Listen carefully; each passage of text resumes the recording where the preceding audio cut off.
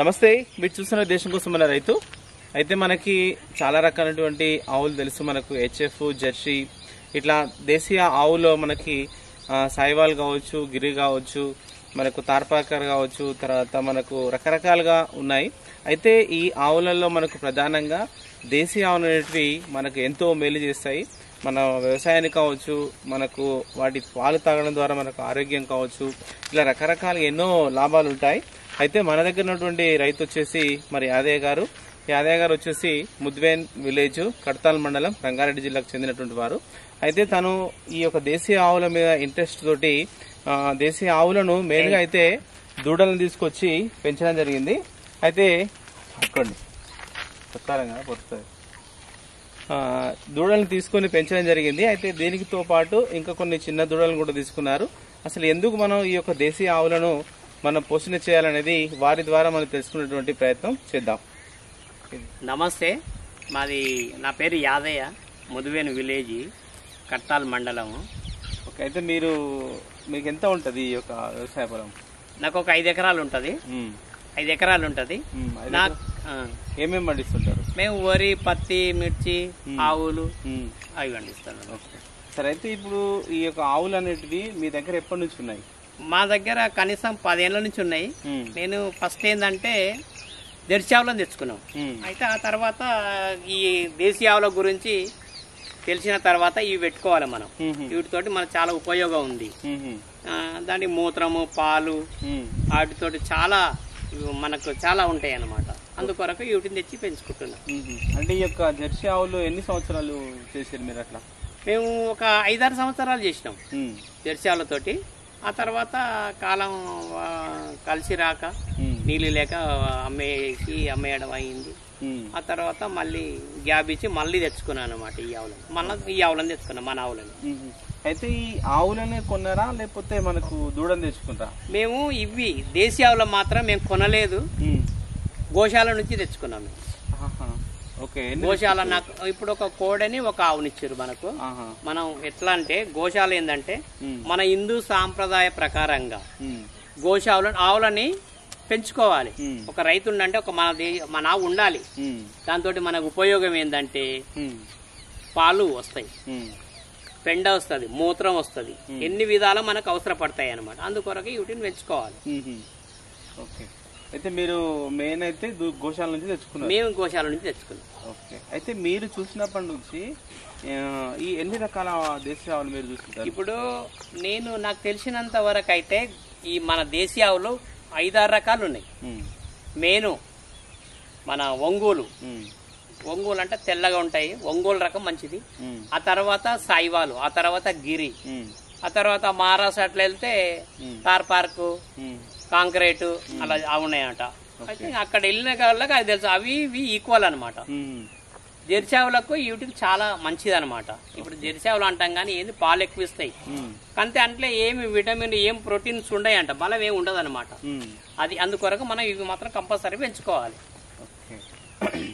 సరే, అయితే ఇప్పుడు ఈ యొక్క దేశీ ఆవులను మనం పెంచుకోవడం ద్వారా అంటే ఇప్పుడు మూత్రము, పాలు, పేడ, ఇంకా ఏం లాభం ఉంటాయి మనకు వీటి ద్వారా? ఇప్పుడు ఆవు మూత్రం ద్వారా చాలా ఉపయోగం. వ్యవసాయానికి మెయిన్ మూత్రం, పేడ.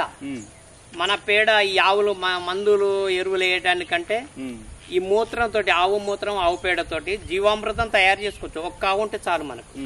మన ఆవు దేశీయ ఆవు కాదు, మన ఆవు ఉంటే ఒక ఎకరం పాలించుకోవచ్చు, మందు వేయకుండా. అయితే అప్పుడు మనకు దాంతో ఆరోగ్యంగా ఉంటాం, వీటిని పెంచుకున్నట్టు ఉంటది. ఒక్క ఆవుని టచ్ చేస్తే చాలు, అంత పవిత్రత ఉంది అనమాట ఈ ఆవులతో. అందుకొరకు ఇవి తెచ్చుకోవడం జరిగింది నేను. అయితే ఇంకా మనకు వీటి యొక్క నెయ్యి కానీ, తర్వాత ఇట్లా మనకు వీటి ద్వారా తయారయ్యేటువంటి ఇవి కూడా మనకు ఎలా ఉపయోగపడతాయి మనకు? ఇప్పుడు ఈ ఆవు పాల వలన మనకు ఉపయోగం ఏంటంటే చిన్నపిల్లలకు చాలా మెయిన్ అనమాట. మెయిన్ అప్పటి వెనకటి మన తాతల నాడు ఈ ఆవు పాల తాపిచ్చి అప్పటిన్నంత బలం ఇప్పుడు లేదు. ఇప్పుడు మనం అన్ని ఏమంటే మెడిసిన్. ఇప్పుడు నువ్వు ఈ ఆవు పాలతోటి ఒక పిల్లలకి ఇవ్వండి, మంచి ఎంత బాగుంటుంది అంటే అంత బాగుంటుంది. ఒక నెల 2 నెలలు వాడి చూడండి మీరు, దాని తర్వాత ఎంత అంటే అంత రిజల్ట్ ఉంటుంది. ఇప్పుడు వీటి వేయించుకోవడం వల్ల చాలా అన్ని ఉపయోగాలు ఉంటాయి అన్నమాట. పేడ వలన, పేడని ఏం చేయాలి, మనం జీవామృతం తయారు చేసుకోవాలి. ఈజీ, సింపుల్ అన్నమాట, ఏం పెద్ద పని ఏం కాదు. ఒక ఆవు మూత్రము, ఆవు పేడ, ఈ రెండు మనం ఒక బ్యారెల్లో నీళ్ళు వేసుకొని జీవామృతం తయారు చేసుకుంటే మన పొలానికి ఎక్కడ వస్తుంది. అటు పాలు వస్తాయి, ఇటు మూత్రం వస్తుంది, ఇటు ఎన్నో ఉపయోగాలు ఉంటాయి అనమాట ఆవు వలన. అందువలన కంపల్సరీ మన తెలుగు వాళ్ళము కంపల్సరీ ఒక ఆవుని పెంచుకోవాలి మన పొలంలో. అయితే మీరు గోశాల నుంచి తెచ్చారు కదా, ఒక ఆవు తీసుకొచ్చారు. ఏ జాతి ఆవు ఇది? ఇది ఒంగోలు జాతి ఆవు. ఒంగోలు జాతి అయితే ఒంగోలు జాతి అన్నట్టు. అయితే ఇంకా అది వచ్చిన తర్వాత మనకు ఒక దూడనిచ్చింది, అది ఇంకా ప్యూర్ అనమాట. అంటే ఇప్పుడు అక్కడి నుంచి ప్రెగ్నెన్సీ నుండి వచ్చిందా? చిన్న దూడ వచ్చింది అప్పుడు, చిన్న అంటే చిన్న, ఇప్పుడు ఇంత దాని బిడ్డంతో దీనికంటే కొంచెం పెద్దగా ఉండే అంతే.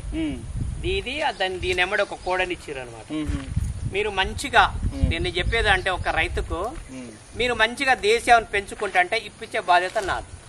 ఇది కూడా చెప్తున్నా చూడండి మీకు. ఇప్పుడు మనకి ఇది ఫ్రీగా ఇస్తారా? ఫ్రీగా ఇస్తారు, పైసలు తీసుకో దగ్గర కట్టి ఫ్రీగా ఇస్తారన్నమాట. దాన్ని మనం ఏదో కషాయాలు అమ్మడం అట్లా చేస్తే మాత్రం బాగుండదు. మీరు మంచిగా పెంచుకుంటే, నేను రైతులకు ఒక్కటే చెప్పవలసింది ఏంటంటే, మీరు మంచిగా పెంచుకుంటే నేను ఇప్పిస్తా. అయితే ఇప్పుడు ఒక ఎన్ని నెలలు మేము తెచ్చినప్పుడు ఒక సంవత్సరం దూడు ఉండే అంతే. సంవత్సరం దూడు ఉండే. మీ దగ్గరకు వచ్చిన తర్వాత మీరు ప్యూర్ ఒంగోలు వేయించారా? ఇది అదే కోడతోటి మేము వేయించలేదు. మేము కోడతోటి వారిస్తే మనకి ఈ దూడ వచ్చింది. తల్లి కంటే ఇక్కడ దగ్గర ఉండే అనమాట కోడే. అయితే వాళ్ళు పారిస్తే ఈ దూడ వచ్చింది. తల్లి కంటే ఇది ఇంకా ప్యూర్. ఇది మనకు ఆడదూడనా? ఇది ఆడిదూడ. ఆవుతో పాటు ఇంకో కోడని కూడా ఇచ్చారు. మనకు అది ఇక్కడే ఉంది కోడే. అది అది ఒంగోలు, అది కూడా కోడే, ఒంగోలు జాతి. ఇంకా ఇది పెయ్య కంటే అది చాలా ఒంగోలు జాతి అనమాట. అది ప్యూర్. ఇప్పుడు ఇది దూడ కూడా ఇంకా ప్యూర్. దగ్గరకు వచ్చిన తర్వాత ఈ ఉన్నటువంటి ఆవు అయితే అవుతుందో, ఇది మీకు ఎప్పుడు ఎన్ని రోజులు అవుతుంది మీకు ఇక్కడ డెలివరీ అయ్యి? ఇది ఒక 3 months అవుతుంది అంతే. 3 months అవుతుంది. 3 months అవుతుంది. ఓకే. అంటే ఇప్పుడు ఈ దేశీ ఆవులలో ఈ ఆవు మీకు ఎన్ని పాలు ఇస్తుంది? ఇది మంచిగా మనం మేత మంచిగా పెట్టుకుంటే 2.5-3 లీటర్లు కూడా ఇస్తుంది ఒక పూటకి. ఇదైతే మాకు ఇప్పుడు 1 లీటర్ ఇస్తుంది దూడకి ఇయ్యంగా. ఒక్క టైం ఒక నైట్ టైం దూడని కట్టేస్తే పొద్దుగాల విండుకుంటాము, లీటర్ పాలు ఇస్తుంది. అంటే ఒక పూట మొత్తం దూడకు వదిలేస్తాం? ఒక పూట మొత్తం దూడకు వదిలేస్తాం. అయితే ఈ లీటరు ఎట్లా మళ్ళీ మీ అవసరానికి వాడుకుంటాం? మా అవసరానికి ఇప్పుడైతే మేము మా అవసరానికే వాడుకుంటాం. ఇంకోటి ఇప్పుడు మేము తెచ్చినప్పుడు మాకు హిమాలయం నుంచి గోసేవ మహారాజు కలిసి పరిచయం అయ్యిండు. ఆయన ఏమంటాడంటే, ఎవరు అనాథాలు ఉంటారు పిల్లలకు, చిన్న పిల్లలకు నువ్వు ఒక చిన్న చాయ్ కప్ అంత పాలు ఇస్తే చాలు, అది చాలా పుణ్యం. మనం వీలైనంత వరకు కట్టిస్తే మనకు పుణ్యం. మన కమర్షియల్గా నేను ఆలోచిస్తలేను, అలా చేసుకోవాలి. దేవాలయ అభిషేకానికి పనికొస్తాయి ఈ పాలు, ఎన్నిటికో పనికొస్తాయి అనమాట. అందువల్ల నేనేందంటే ఇది ఇంత మంచి పని మనం ఎందుకు చేయాలి, నలుగురికి తెలపాలి, అది నాకు కోరిక. ఇంకా మనకు కొన్ని దూడలు కూడా తెచ్చుకున్నట్టు ఇప్పుడు ఇంకో కొన్ని ఇట్లనే దీంతో పాటు 2 నేను హెచ్ఎఫ్ దూడలను తెచ్చుకున్నా. ఏదో సంతలో పోయి చూద్దాం సరదాగా అని చూస్తే మనకు మంచి రకం దూడలు కనిపించింది. కషాయిలు అమ్ముతుర్రు. నాకు బాధ అనిపించింది. అమ్మని వాడితో ఫైట్ చేసి కొట్లాడి వాడు అడిగిన రేట్ ఇచ్చి ఇమ్మీడియట్ నేను వ్యాన్ ఎక్కించుకొని వచ్చాను. అవి కూడా చాలా బాగున్నాయి, మంచిగా ఉంది. ఇప్పుడు 1,00,000 రూపాయలు పెట్టి ఆవును కొనేదానికంటే నువ్వు 4 దూడలను పెంచుకో, అవే 1,00,000 సరిపోతాయి. ఎందుకు అప్పులు చేయాలి, ఎందుకు పరిశాన్ కావాలి, ఎందుకు వీటిని తెచ్చుకుంటే వీటికే మనకు పెంచుకోవచ్చు. ఏముంది, మనం ఎట్లా పొలం కడుకుంటాం, పొలం ఉంది, అట్లా చేసుకోవాలి. సరే. అయితే ఇప్పుడు ఈ గోశాల అన్నారు కదా, మళ్ళీ మనకు అంటే అక్కడ ఫ్రీగానే ఇస్తారా మనకి? ఎట్లా మళ్ళీ అక్కడ ఫ్రీగానే ఇస్తారు. ఇప్పుడు ఇంకోటి గోశాల అంటే ఫ్రీగా ఇస్తారు. ఇంకోటి నువ్వు తెచ్చుకున్నావు, నీతోటి అయితే లేదు, అటువంటిప్పుడు నువ్వేం చేయాలి, మళ్ళీ గోశాలకు అప్పచెప్పు. కానీ నువ్వు కషాయిలు అమ్ముతా అంటే చాలా పాపం. మన హిందూ సాంప్రదాయ ప్రకారంగా మన హిందువులం కాబట్టి మనం మళ్ళా కషాయాలు అమ్మకూడదు. ఇప్పుడు మనకంత కష్టం చేసి పని చేసి ఇస్తుంది కోడే, దాన్ని ముసలిగా అయిందని అమ్ముతున్నాం. చాలా తప్పు.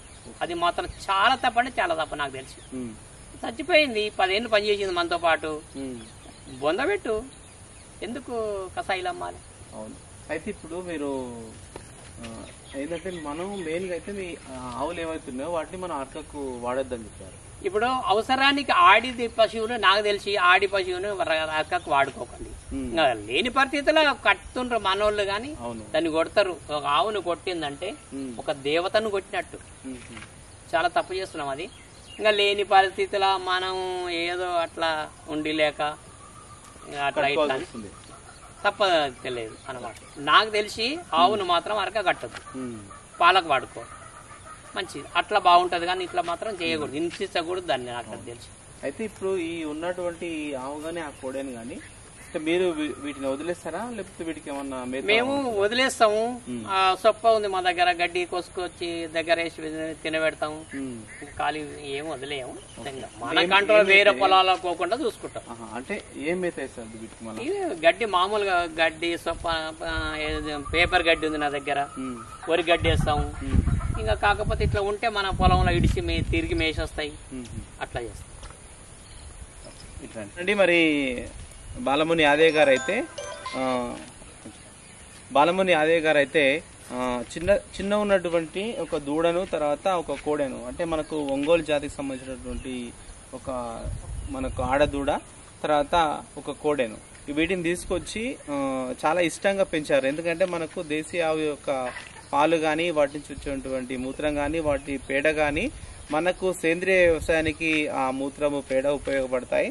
తర్వాత మనకు వాటి యొక్క పాలను మనని తాగడం ద్వారా, లేకపోతే మన పిల్లల్ని తాగించడం ద్వారా సంపూర్ణమైనటువంటి ఆరోగ్యం అనేది అందుతుంది. కాబట్టి ఆ ఉద్దేశంలో మెయిన్గా మనం ఈ యొక్క దేశీయ ఆవులను పెంచుకునేటువంటి ప్రయత్నం చేయాలనేసి వారు చెప్తున్నారు. ఓకే, ఇది ఈ వీడియో